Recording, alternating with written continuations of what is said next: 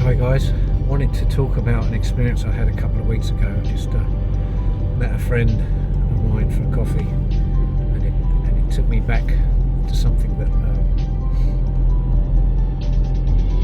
happened to me a couple of weeks ago about staring madness in the face. And it also, a lovely lady had left a comment on my last video, and I spoke to her about staring madness in the face. There was an incident that happened to me a couple of weeks ago where I did exactly that, and I spoke to the doctor about it, and she actually said that it was a form of cognitive dissonance. Well, I have to kind of disagree with that. I don't believe it was cognitive dissonance at all. For me, cognitive dissonance is when you believe something, when your beliefs and actions are in conflict with each other. So for instance, if you go to the gym and you're very healthy and you eat well because you want to look after your body, but you smoke, that would, to me, that's cognitive dissonance. What I'm about to explain to you, what happened to me, feels like nothing other than complete madness, and so maybe you've experienced something like this before, or know somebody that have and are able to shed a bit of light on what happened to me. So yeah, buckle up.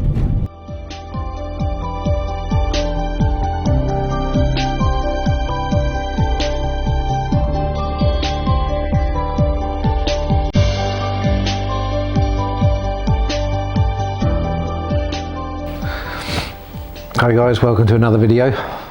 We have an intruder, don't we? A bit dubious about making this video at first. Reason being is my kids watch these videos, and so I didn't want to kind of upset them. You right? But I also wanted to make this channel as authentic as I possibly could, so I'm going to share this. The incident that took place happened, well, time is, time doesn't seem to mean anything much to me anymore. Days go into weeks, weeks go into months, and I don't really know. I think it was probably about between 5 and 7 weeks ago. I was sat in this very spot. I felt a wave of grief coming over me. Now, I had the house to myself, apart from Sam. I had the house to myself, and so I didn't remove myself. I stayed where I was. Stayed here, this very spot, and it just hit me like a tidal wave, like it normally does. Although there was a bit more ferocity behind it than normal, and it lasted a bit longer. Normally it's between 5 and 10 minutes, sometimes 15. This went on for about 20 minutes. I found myself actually on the floor here. Started off sitting in the seat, sat and ended up on the floor, half on the floor, half on the couch, and I couldn't shake it. I couldn't do anything. The pain, all I could think about was just breathe, just take in that next in breath, breathe in, just keep breathing in, because the out breath would come. And I find it very hard to draw breath in. I may have mentioned this before. When Carol first passed away, I'd like to pretend that I was this, that I took it on the chin, that I didn't, but I collapsed. I was upstairs, and I remember collapsing on the floor in the hallway at the top of the stairs, And I remember thinking to myself, where is that noise coming from? There was this animalistic noise that I could hear. And then I realised it was me. I was making that noise. And so I'd like to say that I was a brave, I'd like to say I was brave, but it wasn't the case. It wasn't like it was in Hollywood movies. I was a bit of a mess, and I am every day, still. And this day I was lying on there, and that noise came again. Just complete pain. And I didn't recognise it as my own voice, my own noise, but it is when it happens. So I'm lying on the floor, half on, half off the couch, so to speak, and I couldn't get up. Normally I can force myself. In my head I'll scream at myself, "Get up, Mark, get up," and I do pull myself up, but I couldn't. I just didn't have the strength, and I just continued to lie there in pieces and a bit of a state. And all I could do was focusing on my in-breath. Hey bud, you alright? That's all I could do, was just focus on breathing in. Because the out-breath would go with the grief, and the silent scream would come. I call it the silent scream. Because your face is contorted in a scream, and yet very little sound, or if any sound comes out. And I was lying there, and my face was painful from being in this position for a long time, and my abs were sore because the tension in the stomach is the grief. And then all of a sudden a voice came into my head, and now it wasn't from outside, and it wasn't my voice. It was a voice of a man. It was a male voice, and it wasn't a loving, kind, gentle voice. It was a very matter-of-fact voice. And this voice said, "Mark, this is as bad as it's ever going to be." And then the weirdest thing happened. I started to laugh. And it wasn't separate from the grief. It wasn't separate from the pain. It wasn't separate from the crying, the weeping. Do you want to get down? It wasn't. There was the grief and the crying, and there was the laughter, and I would switch from one to the other. It was they were like that. They became one. And I was crying.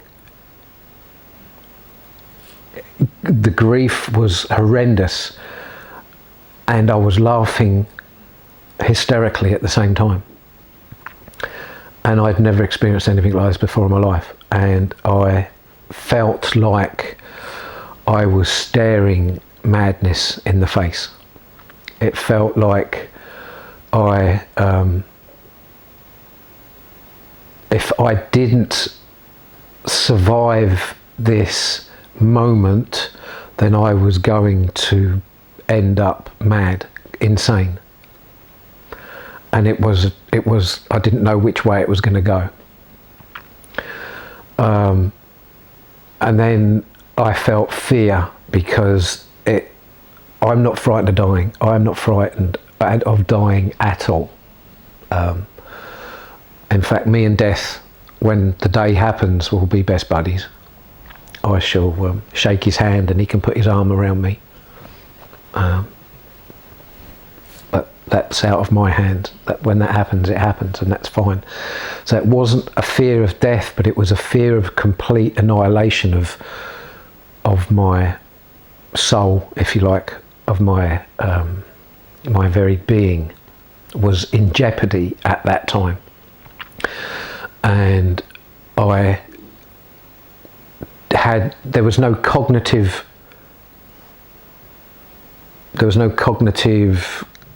happenings, for want of a better word. I couldn't think. Normally I would then, even the breathe in mark, that wasn't even happening. And I knew that I was on the edge of some precipice that I would never be able to pull myself back from should I fall. Excuse me.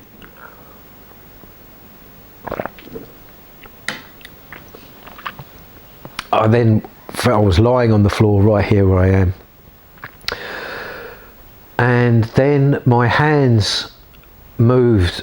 I would like to say that they moved on their own. I don't remember moving my hands. I don't remember having any kind of, right, do this to yourself.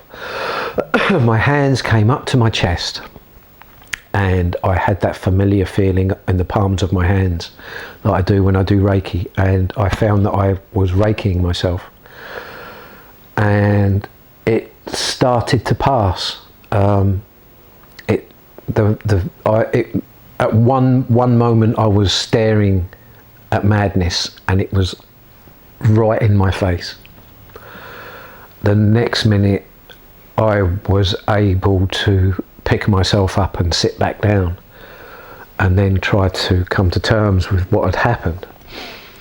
But when I did, my hands were still here, and I sat right here, and I sat here raking my chest for, I don't know, until it passed. It may have been an hour, it may have been 10 minutes, I'm not exactly sure.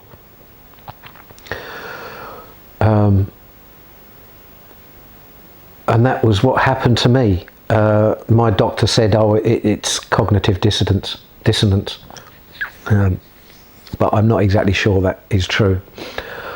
Borderline schizophrenia, I don't know. God, just a complete, the two emotions of desolation and complete grief, and then hysterically laughing are they two sides of the same coin? I've never experienced that before, and so I was putting it out there to you guys. Maybe you have heard of this, or whatever it may be, and whatever happened to me.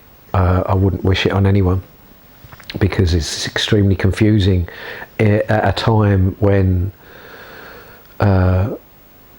I needed things to try and get better. Things got exceedingly worse.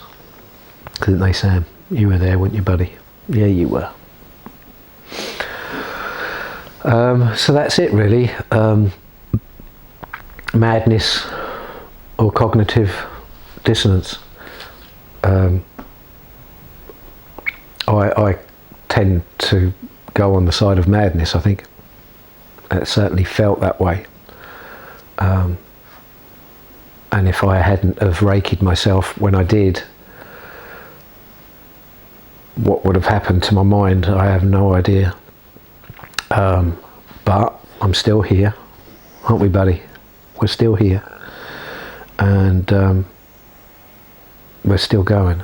So again, thanks for your support, and maybe you know what happened to me. If it's happened to you or somebody you know, let me know. Anyway, thanks for listening, and take care. Bye bye.